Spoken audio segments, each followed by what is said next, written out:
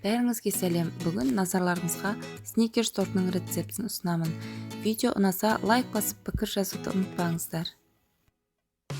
Алдымен жұмыртқаның ақ уызы мен сары уызын екі бөлек ыдысқа ажыратып аламыз да қанттың жартысын сары уызға қосамыз. Ақ уызға бір шымшым тұз қосып, миксердің ең төменгі жылдамдығында аппақ болып көпіргенге дейін араластырамыз. Одан кейін қантты біртіндеп салып отырып, қатты пена болғанға дейін миксерлейміз. Формасын жақсы ұстау керек. Жұмыртқаның сары уызын қантпен бірге аппақ болғанға дейін миксерлейміз. Оған сұйық майды, ұн, какао қобызытқышты және ыстық сүтті құйып, барлығын жақсылап біркелкі масса болғанға дейін миксермен араластырамыз. Осы дайын болған массаға жұмыртқаның ақ уызын қосып миксермен араластырамыз.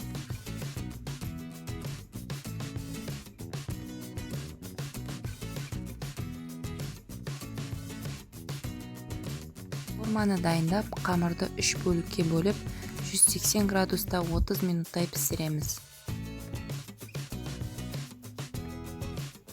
Піскенін ағаш таяқшамен тексереміз.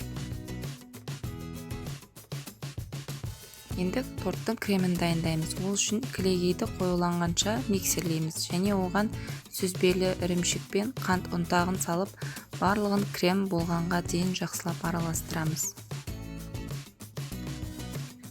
Осылай формасын жақсы ұстау керек.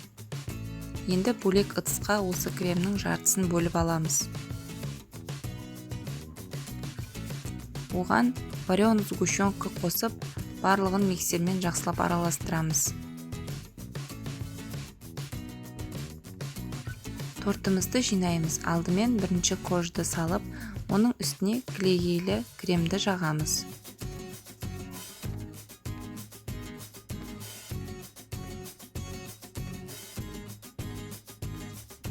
Одан кейін үстіне жаңғақ себеміз. Және вареный сгущенканы карамель ретінде пайдаланамыз.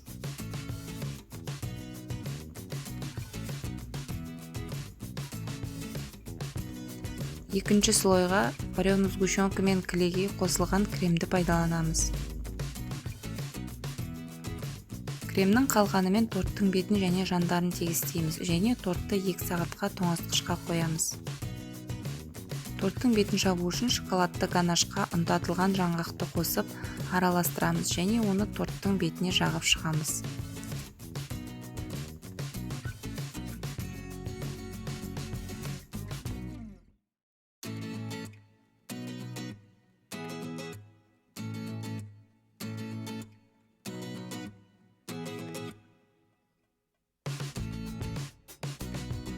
Сникерс торт дайын. Тортты кемінде 1 сағатқа тоңазытқышқа қоямыз. Шайларыңыз тәтті болсын. Сіздермен болған Кәмшат.